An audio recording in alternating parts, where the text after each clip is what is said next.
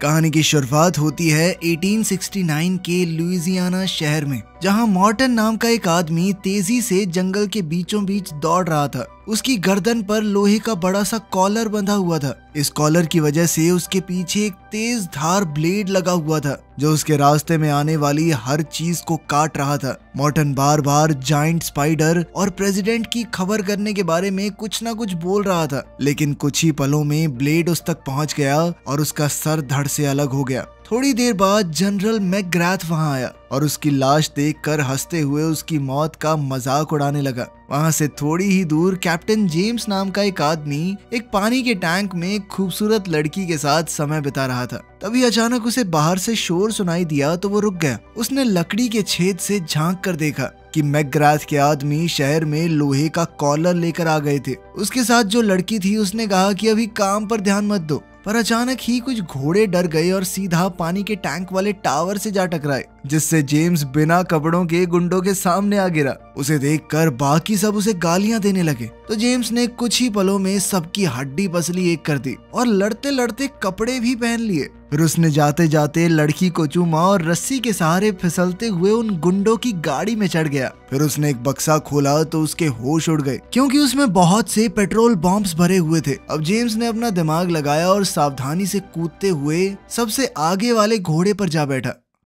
वहीं शहर में दूसरी ओर हम मार्शल गॉर्डन को देखते हैं, जो एक महफिल में लड़की बन के मैकग्राथ के करीब आने की कोशिश कर रहा था। लेकिन जब किसी दूसरे आदमी ने उसे छूने की कोशिश की तो उसने अपनी ड्रेस में छुपे हुए एक डिवाइस से उसे जोरदार मुक्का दे मारा। आखिरकार मैकग्राथ ने सबके बीच उसे चुन ही लिया। पर तभी एक दूसरा आदमी जो उसका दीवाना हो गया था, उसने मैकग्राथ से गॉर्डन को छीनने की कोशिश की तो मैकग्राथ ने उसे सीधा गोली मार दी। वहीं दूसरी ओर घोड़े भागते हुए एक पहाड़ी के नीचे गिरने ही वाले थे कि तभी जेम्स ने उन्हें ऐन वक्त पर रोक दिया। उसने दूर से बिल्डिंग में मैकग्राथ को देखा तो वो जल्दी से बिल्डिंग पर चढ़ने लगा। उधर गॉर्डन ने मैकग्राथ को हिप्नोटाइज करके उस पर काबू कर लिया था। उसने मैकग्राथ से पूछा कि तुमने किसके कहने पर एस्कोबार नाम के उस साइंटिस्ट को अगवा किया, पर तभी अचानक उसके डिवाइस ने काम करना बंद कर दिया तो गॉर्डन ने अपना चाकू निकाल लिया। उसी पल जेम्स खिड़की तोड़कर अंदर घुस गया और मैकग्राथ पर हमला बोल दिया। जेम्स मैकग्राथ पर गोली चलाने ही वाला था कि तभी गॉर्डन ने उसे रोककर कहा कि अभी हमें इसकी जरूरत है। उसी पल मैकग्राथ मौका देखकर जेम्स को दीवार की तरफ धक्का देकर वहां से भाग गया। तभी जेम्स उसके पीछे भागा और मेन एरिया में जाकर मैकग्राथ के गुंडों से लड़ने लगा। चारों तरफ अफरा तफरी मच गई। गॉर्डन ने देखा कि कुछ लुटेरे साइंटिस्ट एस्कोबार को लेकर भाग रहे हैं तो उसने उन्हें रोका, लेकिन जेम्स गलती से उससे टकरा गया और उन दोनों में लड़ाई शुरू हो गई। इसी मौके का फायदा उठाकर सभी बदमाश वहां से भाग निकले। इसके बाद हम एक बेहद खतरनाक साइंटिस्ट डॉक्टर आर्लस को देखते हैं। उसने अपनी एक गार्ड को बिल्डिंग के लोगों के होंठ पढ़कर उनकी बातें समझाने को कहा। तब उसे पता चला कि गॉर्डन और जेम्स पुलिस वाले हैं। खैर, उनके आदमी अभी भी साइंटिस्ट एस्कोबार को किडनैप करने में कामयाब हो गए थे, जिसके बाद आर्लस ने पेट्रोल बॉम्ब से भरी हुई एक गाड़ी बिल्डिंग की तरफ धकेल दी, जिससे वहां बहुत जबरदस्त धमाका हुआ। इसके कुछ दिन बाद जेम्स को प्रेसिडेंट ऑफिस में बुलाया गया। वो जाते ही समझ गया कि ये असली प्रेसिडेंट नहीं बल्कि कोई बहरूपिया है, लेकिन उस बहरूपिये ने इस बात को मानने से इनकार कर दिया तो जेम्स ने छत पर गोली चला दी और आखिरकार उस आदमी ने असलियत बताते हुए कहा कि मैं गॉर्डन हूँ।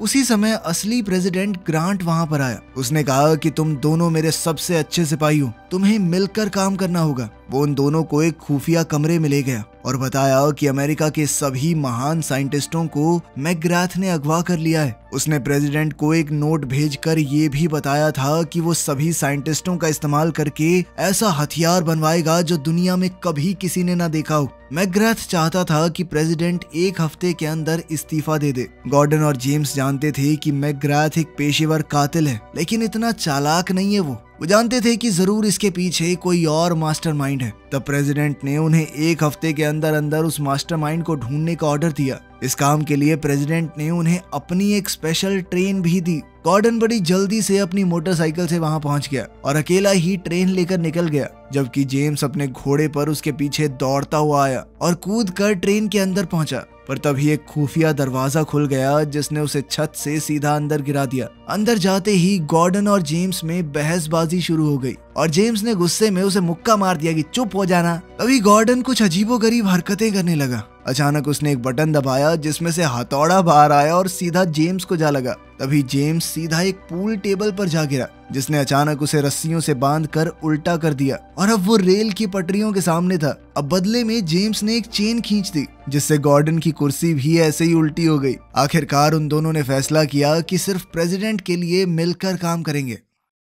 इसके बाद गॉर्डन ने मॉर्टन के सर को एक मशीन से जोड़कर चेक किया कि उसने मरने से पहले आखिरी बार क्या देखा था। ये कोई और नहीं बल्कि मैकग्राथ ही था। फिर उन दोनों ने देखा कि मैकग्राथ की जेब में एक कॉस्ट्यूम फंक्शन का इनविटेशन था, जो कि न्यू ऑरलीन्स शहर में होने वाला था। इसीलिए वो दोनों भी तुरंत वहीं के लिए रवाना हो गए। फिर पार्टी की रात जेम्स चुपके से बिल्डिंग में घुस गया, पर जब एक गार्ड ने उसे रोकने की कोशिश की तो उसने एक ही मुक्के में गार्ड को बेहोश कर दिया और खिड़की से अंदर पहुंच गया। अंदर उसकी मुलाकात हुई मिस ईस्ट से, जो कि आर्लस की पर्सनल असिस्टेंट थी। उसने जेम्स को आसपास घुमाया और महल के अंदर का टूर दिया। उसी वक्त जेम्स ने भीड़ में गॉर्डन को पहचान लिया, जो भेष बदल कर वहां आया था। फिर नाचने गाने वालों के आने से एक बड़े शो की शुरुआत हुई। साथ ही इब्राहिम लिंकन का एक बहुत बड़ा स्टैचू अंदर लाया गया, पर तभी अचानक उसमें जबरदस्त धमाका हो गया और अंदर से आर्लेस बाहर निकला, जिसका आधा शरीर गायब था। उसे जिंदा देखकर सब लोग हैरान थे।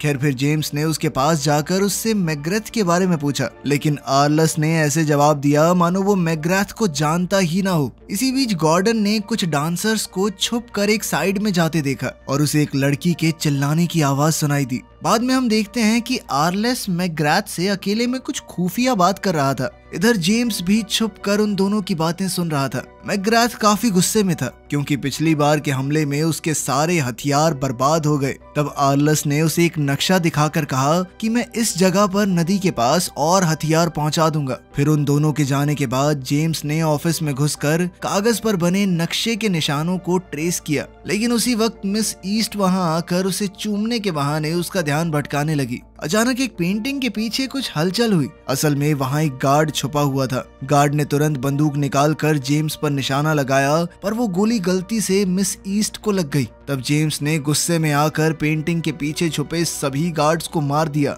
और वहां से निकल गया। फिर वो मेन फ्लोर पर जाकर एक औरत के साथ डांस करने लगा, क्योंकि उसे लग रहा था कि ये भेष बदलकर गॉर्डन है। जेम्स ने उसे इकट्ठा की हुई सारी जानकारी दी। फिर उसने गॉर्डन समझकर तरबूजों के ऊपर हाथ रख दिया। फिर उसने कहा कि वाह गॉर्डन, तरबूज तो बहुत अच्छे बनाता है तू। लेकिन तभी उस औरत ने उसे जोरदार थप्पड़ दे मारा। उसी समय गॉर्डन भीड़ में से बाहर आया और चिल्लाने लगा कि कितना गंदा आदमी है ये, फांसी की सजा होनी चाहिए इसे। अब वहां खड़े लोग जेम्स को पकड़कर बाहर ले गए। उधर गॉर्डन ने उस कमरे का ताला तोड़ डाला जहां से उसे चिल्लाने की आवाज आई थी। उसने देखा कि ये तो कुछ अलग ही तरह का कमरा है, जहां पर एक पिंजरे में रीटा नाम की लड़की कैद थी। तब गॉर्डन ने अपने स्पेशल डिवाइस से ताला तोड़कर उसे रिहा कर दिया। वहीं बाहर जेम्स गुस्साई भीड़ को किसी तरह से रोकने की कोशिश कर रहा था, उलझुल बातें बोल के। साथ ही उसने उस औरत से कहा कि मैं मजाक नहीं कर रहा था, मैं अपनाऊंगा इसे, मुझसे शादी करोगी। तभी गॉर्डन और रीटा एक बग्गी में उसे बचाने आ पहुंचे। उन्हें देखकर जेम्स ने भी प्लेटफॉर्म से छलांग लगाई और सीधा उसी बग्गी में पहुंच गया।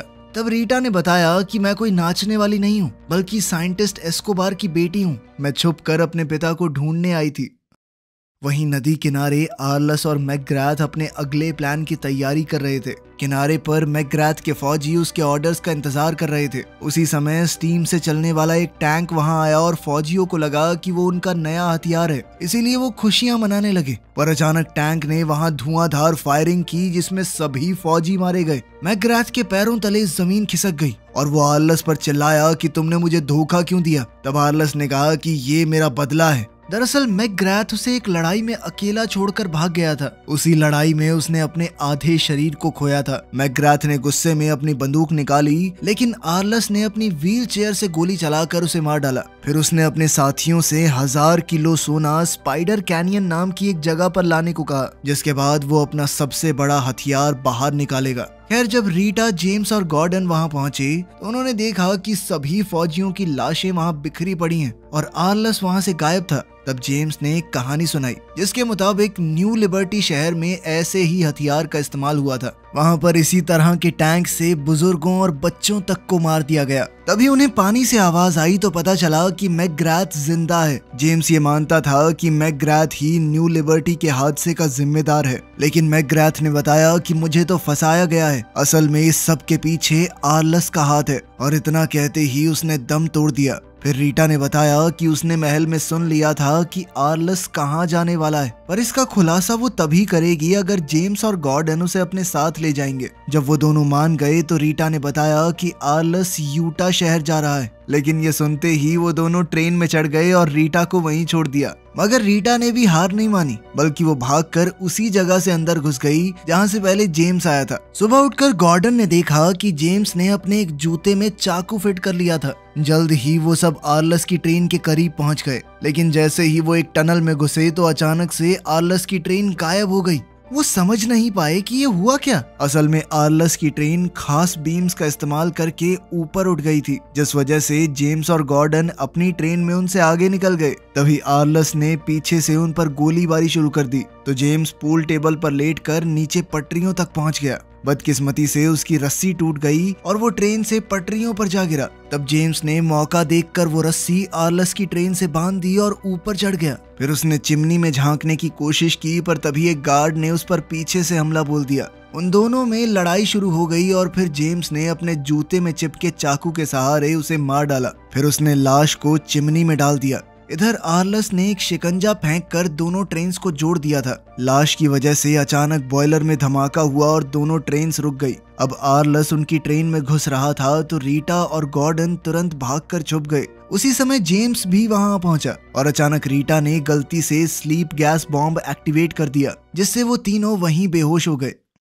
थोड़ी देर बाद गॉर्डन और जेम्स को होश आया। दोनों जमीन पर पड़े थे और उनकी गर्दन पर लोहे के कॉलर्स बंधे हुए थे, साथ ही उनके चारों ओर लोहे की तार बंधी हुई थी। आर्लस ने उनके सामने आकर उनकी हार का मजाक उड़ाया और फिर उन्हीं की ट्रेन में रीटा को लेकर चला गया। तब गॉर्डन ने अपनी जेब चेक की तो उसे कोई डिवाइस नहीं मिला, मगर उसे एक नोट मिला जिसमें लिखा था कि जब तक वो इस तार के अंदर है तब तक जिंदा रहेंगे। जेम्स को इस पर यकीन नहीं हुआ, इसीलिए उसने जांच करने के लिए तार से बाहर कदम बढ़ाया। तभी अचानक एक मशीन एक्टिवेट हो गई जिसमें से 2 गोल ब्लेड्स तेजी से घूमते हुए आए और रास्ते के सभी पेड़ पौधे काटते हुए उनका पीछा करने लगे। गॉर्डन ने चिल्लाते हुए कहा कि इन कॉर्नर मैग्नेट्स की पावर पूरे 400 साल बाद खत्म होती है। अब वो दोनों जान बचाने के लिए पास के एक खेत में जा घुसे। वो एक दूसरे के आमने सामने खड़े हो गए। जैसे ही ब्लेड्स उनके करीब पहुंचे दोनों नीचे कूद गए और वो ब्लेड आपस में टकराकर टूट गए। लेकिन उसी समय उन्हें एहसास हुआ कि वो गोबर से भरे एक गड्ढे में गिर चुके हैं।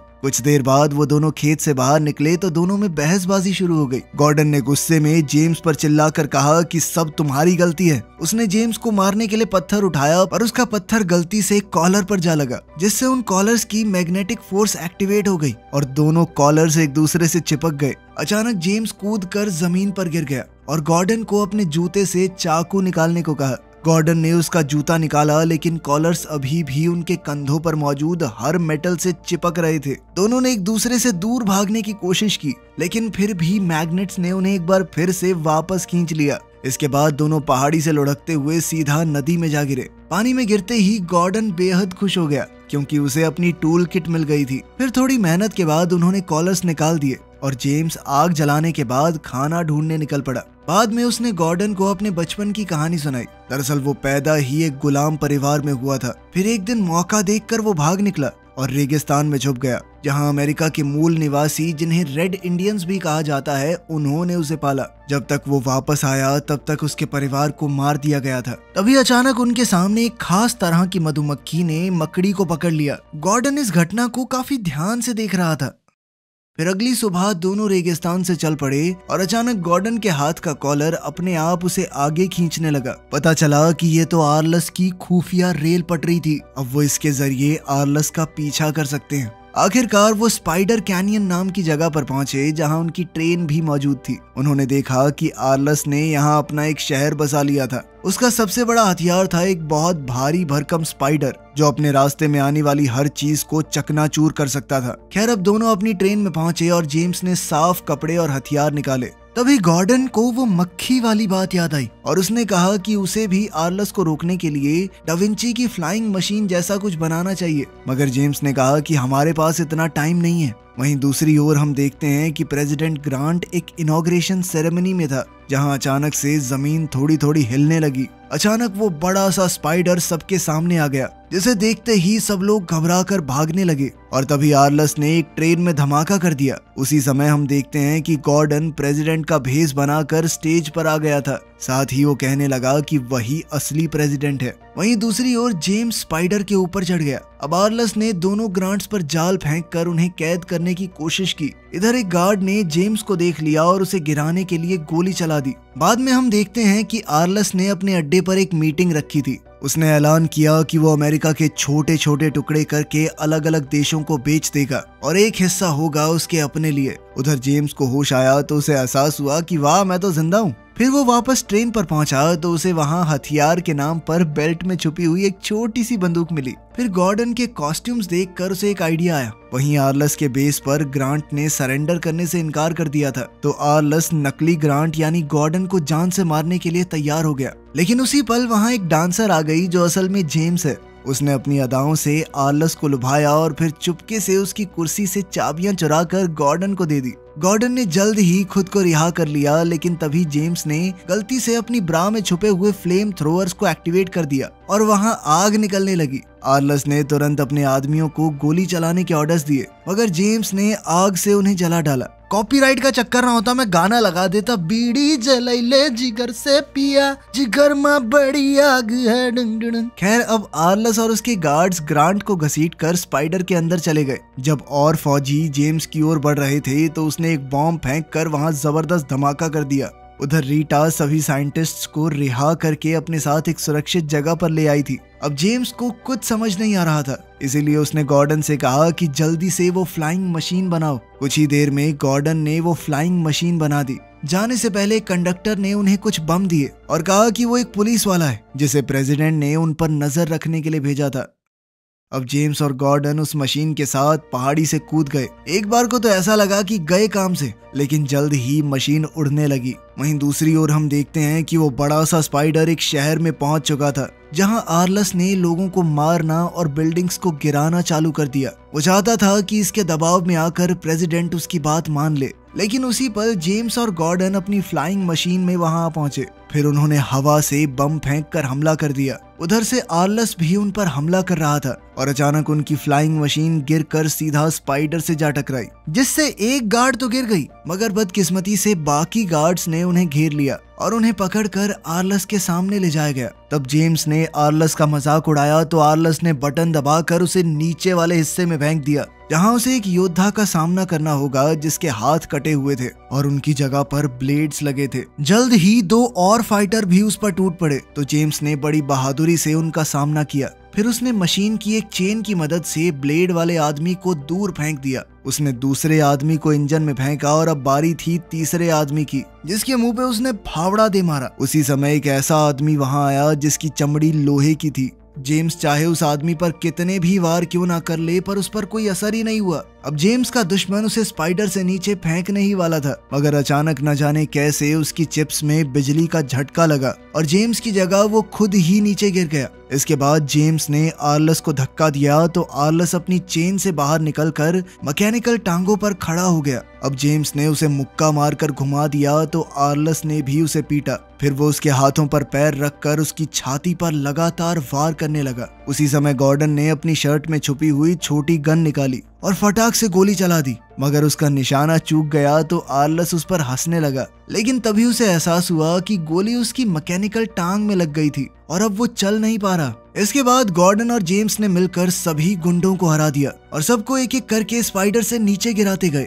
तभी ग्रांट ने देखा कि वो स्पाइडर एक पहाड़ी से नीचे गिरने वाला है, तो गॉर्डन ने उसे कंट्रोल करने की कोशिश की, मगर कोई फायदा नहीं हुआ। आर्लस एक बार फिर अपनी कुर्सी पर वापस आ गया और अपनी खुफिया गन से गोली चलाई, लेकिन वो जेम्स की बजाय स्पाइडर को जा लगी। उसी समय स्पाइडर पहाड़ी की चोटी पर जा रुका अचानक आर्लस और जेम्स दोनों फिसल गए। जेम्स किसी तरह आर्लस की व्हील चेयर पकड़कर बचा हुआ था। आर्लस अब भी देश को खत्म करने की बातें कर रहा था, तो जेम्स ने उसकी कुर्सी का लीवर ही खींच दिया, जिससे आर्लस खाई में जा गिरा, जबकि जेम्स एक चेन को पकड़कर बच गया। बाद में प्रेसिडेंट ग्रांट ने ऐलान किया कि उसने सीक्रेट सर्विस नाम की एक एजेंसी बनाई है, जिसका काम होगा प्रेसिडेंट की रक्षा करना, और उस एजेंसी के सबसे पहले एजेंट्स होंगे गॉर्डन और जेम्स। बाद में रीटा ने उन दोनों का शुक्रिया अदा किया और तब उसने खुलासा किया कि एस्कोबार उसके पिता नहीं बल्कि पति है। ये सुनकर दोनों दंग रह गए। तब रीटा मुस्कुराते हुए वहां से चली गई और जेम्स और गॉर्डन ने एक दूसरे को देखा और स्पाइडर पर चढ़कर सनसेट की ओर निकल गए। वीडियो पसंद आई तो लाइक कर देना, चैनल को सब्सक्राइब कर लेना। मिलते हैं अगली वीडियो में।